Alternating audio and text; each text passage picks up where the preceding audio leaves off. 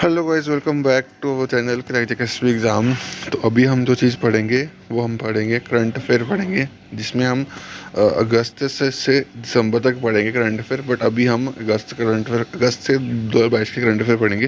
ठीक है, तो उसमें जो भी इंपॉर्टेंट चीज़ें होंगी वो मैं आपको बताता रहूँगा। आपने वो चीज़ें पढ़नी है आपके एग्ज़ाम पॉइंट ऑफ व्यू से। आने वाले जो भी एग्ज़ाम है, एसएससी के एग्ज़ाम है, जीडी का एग्ज़ाम है, सीएचएसएल का एग्ज़ाम है, ठीक है, उसके बाद जेकेएसबी के बहुत सारे एग्ज़ाम हैं। ठीक है, तो ये तो सभी एग्ज़ाम्स के लिए बेनिफिशियल रहेगा।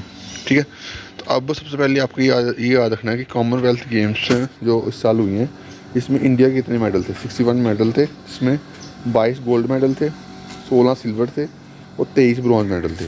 ठीक है, क्या याद रखना है, इंडिया के कितने मेडल थे टोटल। 61 मेडल्स थे, जिसमें 16 सिल्वर थे, 23 ब्रॉन्ज थे और 22 गोल्ड मेडल थे। ठीक है, इंडिया का सबसे बेस्ट परफॉर्म कब किया था कॉमनवेल्थ गेम्स में? 2010 में। ठीक है, जब इंडिया ने 101 मेडल जीता था। ठीक है, तो ये आप याद रख लेना। ठीक है, तो 2022 में इंडिया ने 61 मेडल थे, 2010 में कितने जीतने थे? 101। ठीक है, तो ये आप याद रख लेना। ठीक है, केवल 2018 भी, पिछले भी पूछ लेते एक दो। 2018 में इंडिया के कितने मेडल थे? 66 मेडल थे। ठीक है, और 2014 में 64। ये कहाँ पे हुए थे? एक गोल्ड कोस्ट ऑस्ट्रेलिया में हुए थे, एक ग्लासगो। ठीक है, तो ये आप याद रख लेना। ठीक है, अब उसके बाद इंडिया का जो फर्स्ट गोल्ड मेडल है वो किसने जीता था? वेट लिफ्टर मीराबाई चानू ने। ठीक है, 49 kg कैटेगरी में। ठीक है, तो ये आप याद रखना, इंडिया का वेट लिफ्ट फर्स्ट जो गोल्ड मेडल था वो किसने जीता था? वेट लिफ्टर मीराबाई चानू ने। ठीक है, उसके बाद जो क्या कहते हैं, उसको लास्ट गोल्ड मेडल जीता था वो किसने जीता था? शरद कमल ने। ठीक है, लास्ट गोल्ड मेडल शरद कमल ने जीता था टेबल टेनिस में। ठीक है, सिंगल कंपटीशन में। ठीक है, उसके बाद इसमें आपने जो पढ़ने हैं गोल्ड मेडल वाले आपने सारे पढ़ने हैं। ठीक है, इसमें कोई एक पर्टिकुलर नहीं है, सारे पढ़ने हैं। ठीक है, यहाँ से क्या बन जाता है? स्टैटिक का भी पार्ट बन जाता है। यहाँ से स्टैटिक का पार्ट क्या बन जाता है? जैसे ये आपको नाम दिए हुए हैं 3-4, लवली, शुभे, रूपा रानी, ठीक है, पिंकी, जहाँ ये 4 बंदे हैं। ये बोलेंगे 4 मतलब नाम दे देंगे। ये बोलेंगे कौन से स्पोर्ट्स से, कौन से फील्ड से बिलोंग करते हैं, कौन से स्पोर्ट्स खेलते हैं। तो लॉन बॉल्स, इन्होंने रिसेंटली कौन सा मेडल जीता? ठीक है, तो गोल्ड मेडल था कॉमनवेल्थ गेम्स में। ठीक है, तो ये जो गोल्ड मेडल वाले हैं ना, ये आपने अच्छे से पढ़ने हैं। ठीक है, उसके बाद सिल्वर मेडल में आप कुछ पर्टिकुलर पढ़ सकते हो। ठीक है, ज़्यादा नहीं। ठीक है, जैसे वुमेन की क्रिकेट टीम फाइनल में पहुंची थी। इसमें क्रिकेट भी इंट्रोड्यूस हुआ था। ठीक है, तो यहाँ पे आप याद रख सकते हैं, क्रिकेट भी 2010 नहीं, इस साल क्रिकेट भी इंट्रोड्यूस किया गया था। ठीक है, उसके बाद तुलका मान जूडो में। ठीक है, इसमें जो जो स्पोर्ट्स थोड़ा अलग होंगे ना, उसके बारे में अच्छे से पढ़ना। वेट लिफ्टिंग के बारे में पढ़ना, जूडो के बारे में पढ़ना। ठीक है, उसके बाद ये अविनाश स्टेबल। ठीक है, ये स्टीप के से एक कहते हैं स्पोर्ट्स है। ठीक है, उसमें इन्होंने क्या कहते हैं सिल्वर जीता। ठीक है, तो जो अलग होंगे नाम उनके, ठीक है, स्पोर्ट्स थोड़ा अलग होगा, वहाँ से वो पढ़ लेना अच्छे से, क्योंकि वहाँ से क्वेश्चन पूछ सकते हैं। सारे नहीं पढ़ना, जो इंपॉर्टेंट होंगे। ठीक है, इसको मैं क्या करूँगा, इसको प्रिंट निकाल के ना हाईलाइट करके मैं आपको टेलीग्राम पे इसकी जो भी इंपॉर्टेंट चीज़ें होंगी जहाँ से पढ़ने वाली, वो मैं आपको बता दूँगा। ठीक है, तो आप इसका प्रिंट निकाल के जो भी मैंने हाईलाइट करा होगा उसको हाईलाइट कर लेना। ठीक है, उसके बाद ब्रॉन्ज भी अपने सारे नहीं पढ़ने, इंपॉर्टेंट नहीं पढ़ने। वुमेन हॉकी टीम को क्या कहते हैं, ब्रॉन्ज मेडल मिला था। ठीक है, बस यही है, वुमेन हॉकी टीम इंपॉर्टेंट है। ठीक है, सारे पढ़ना नेक्स्ट टू इम्पॉसिबल है। ठीक है, बट गोल्ड मेडल आप पढ़ सकते हो। ठीक है, उसके बाद ऑस्ट्रेलिया ने सबसे ज़्यादा गोल्ड मेडल थे 178। ठीक है, जिसमें 67 गोल्ड थे, 57 सिल्वर थे और 54 क्या कहते हैं ब्रॉन्ज थे। ठीक है, इंडिया के हमने पढ़ लिया 22 गोल्ड, 16 सिल्वर और 23 ब्रॉन्ज। ठीक है, उसके बाद इंडिया ने अभी कौन सा सेलिब्रेट करा, कौन सा ईयर? 76 ईयर इंडिपेंडेंस का। ठीक है, तो 76 इंडिपेंडेंस ईयर सेलिब्रेट करा 15 अगस्त 2022 को। ठीक है, इस बार क्या कहते हैं, गवर्नमेंट ने क्या कहते हैं, जो ये 75 ईयर हुए हमारे इंडिपेंडेंस के, उस पर एक इनिशिएटिव लॉन्च करा था, आज़ादी का अमृत महोत्सव। ठीक है, तो ये आप याद रखना कि 75th ईयर सेलिब्रेट करने के लिए गवर्नमेंट ऑफ इंडिया ने कौन सा इनिशिएटिव लॉन्च करा था? तो आज़ादी का अमृत महोत्सव, ये आप याद रख लेना। ठीक है, उसके बाद रामसर साइट्स 11 रामसर साइट्स और रामसर साइट्स में 11 वेटलैंड्स और ऐड हुए हैं, और इंडिया के अभी कितने वेटलैंड्स हो गए हैं? 75। ठीक है, ये कौन कौन सी स्टेट्स में है ये आप याद रखना। 4 हैं तमिलनाडु में, 3 है उड़ीसा में, 2 है जम्मू कश्मीर में और एक है मध्य प्रदेश और महाराष्ट्र में। ठीक है, तो ये आप याद रखना।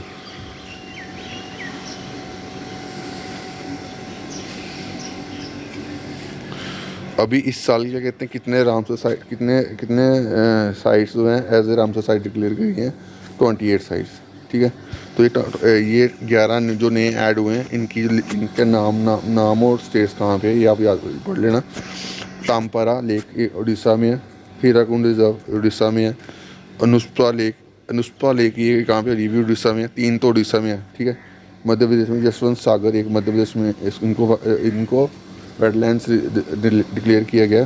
ठीक है, उसके बाद चित्ररंजन गुड़ी, ठीक है, ये इनको वर्ल्ड सेंचुरी ये तमिलनाडु में है। ठीक है, सूची नंद्राम ये वेटलैंड कॉम्प्लेक्स है तमिलनाडु में। ठीक है, उसके बाद वादुवीर वर्ल्ड सेंचुरी ये कहाँ है, तमिलनाडु में। ठीक है, उसके बाद कांजी कुलम ये वर्ल्ड लाइफ सेंचुरी ये भी तमिलनाडु में, 4 तो तमिलनाडु में है ना। ठीक है, थाने क्रीक ये महाराष्ट्र में, और हाइगम वेटलैंड रिजर्व ये भी जम्मू कश्मीर में है, और शालबग वेटलैंड रिजर्व ये भी जम्मू कश्मीर में। 2 जम्मू कश्मीर में वेटलैंड रिजर्व हैं, ये आप याद रख लेना। ठीक है, उसके बाद रामसर साइट्स ये जो हैं ये क्या कहते हैं कौन सी कन्वेंशन के अंदर आते हैं, रामसर कन्वेंशन के अंदर इसको नाम दिया गया कन्वेंशन ऑन वेटलैंड्स। ठीक है, इसको 1971 में यूनेस्को ने रिकोगनाइज किया था। उसके बाद ये इफेक्ट में कब आया, 1975 में। ठीक है, अगर तो ये पूछेगा कब रिकोगनाइज हुआ, ठीक है, तो 1971 में किसने रिकोगनाइज करा, यूनेस्को ने। ठीक है, और अगर ये पूछेगा कब ये चीज़ रामसर साइट्स में इफेक्ट में आई, ठीक है, यही 1975 में। ठीक है, उसके बाद SEC का प्लेयर ऑफ द मंथ ही आप याद, यहाँ से आप बड़ा इंपॉर्टेंट ये आप पूछे जाते हैं। ठीक है, जनवरी 2022 में कौन से प्लेयर को क्या कहते हैं प्लेयर ऑफ द मंथ दिया गया, कीगन पीटरसन। ठीक है, और वुमेन में कौन सा दिया, हैथर नाइट। ठीक है, फरवरी में श्रेयस अय्यर मेंस में, और वुमेन्स में अमीला खैर न्यूजीलैंड की। ठीक है, उसके बाद मार्च में बाबर आजम, और मार्च में जो वुमेन में रेचल हाइंस ऑस्ट्रेलिया की। ठीक है, उसके बाद अप्रैल में केशव महाराज। ठीक है, और अप्रैल में अलिसा हेली ऑस्ट्रेलिया की। ठीक है, मई में कौन है मेंस में एंजेलो मैथ्यूज़, और मई में कौन है तूबा हुसैन। ठीक है, उसके बाद जून में कौन है जॉनी बेस्टो, और जून में कौन है मर्जिना कैप। ठीक है, तो ये 5-6 मंथ के आप याद रख लेना। और भी इसके जो नवंबर तक जो भी हो, नवंबर दिसंबर तक जो भी important ICC player of the month होंगे वो मैं आपको अलग एक वीडियो में करवा दूंगा। ठीक है, अभी के लिए आप इतने याद रख लो 6-7 मंथ के जो भी है। ठीक है, उसके बाद आगे चलते हैं। उसके बाद अभी कौन है हमारे चीफ जस्टिस सुप्रीम कोर्ट के, ये अभी कौन है, DY चंद्रचूड़।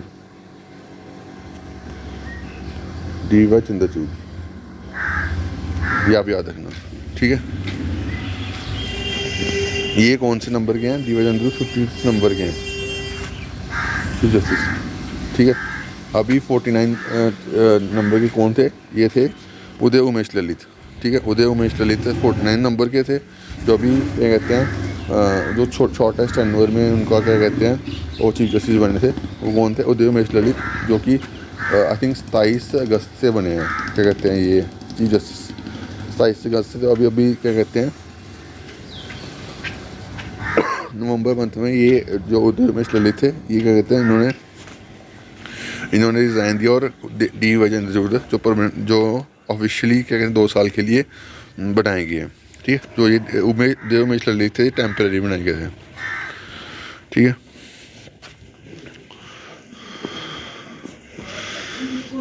उसके बाद सुनील छेत्री और मनीषा कल्याण को मेंस एंड वुमेन का फुटबॉलर ऑफ द ईयर दिया गया। ठीक है, यहाँ पे लिखा गया है, एक मिनट रुकना, ऑल इंडिया फुटबॉल एसोसिएशन ने मेंस में इसको सुनील छेत्री को, वुमेन्स में निशा कल्याण को क्या कहते हैं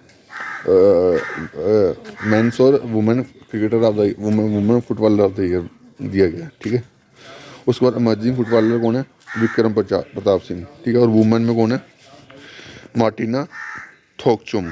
ठीक है, ये आप याद रखना। ठीक है। अवार्ड से भी क्वेश्चन पूछे जाते हैं, ठीक है। अब ये अवार्ड कब स्टार्ट हुए थे? एक अवार्ड स्टार्ट हुए 1992 में, ठीक है।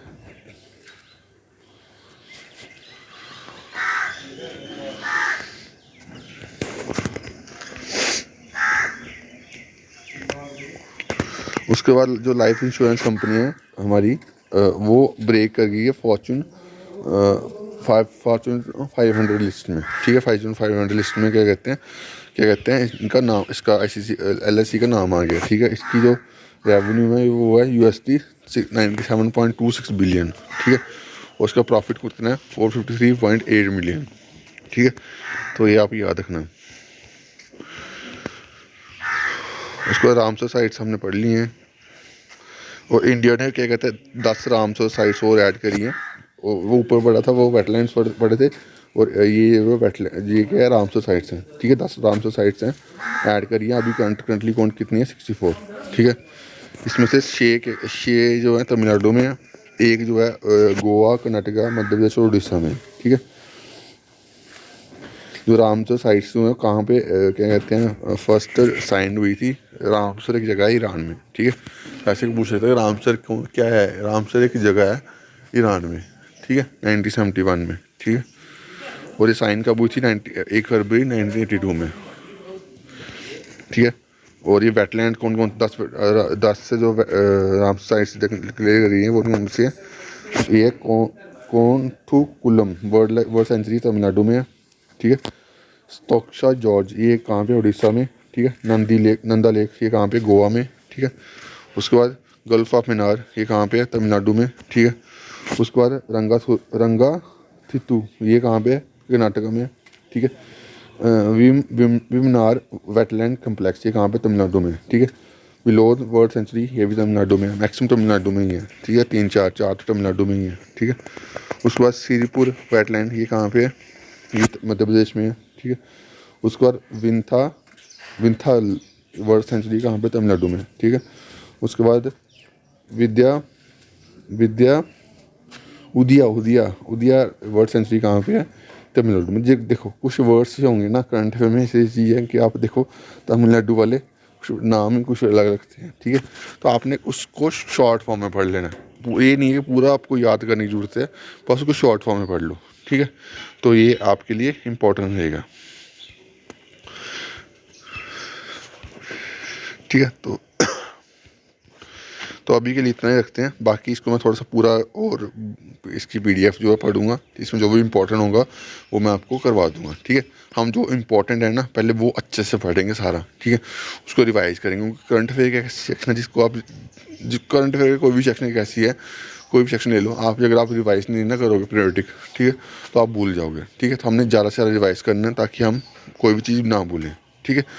तो अभी के लिए इतना ही। Thank you guys, love you all.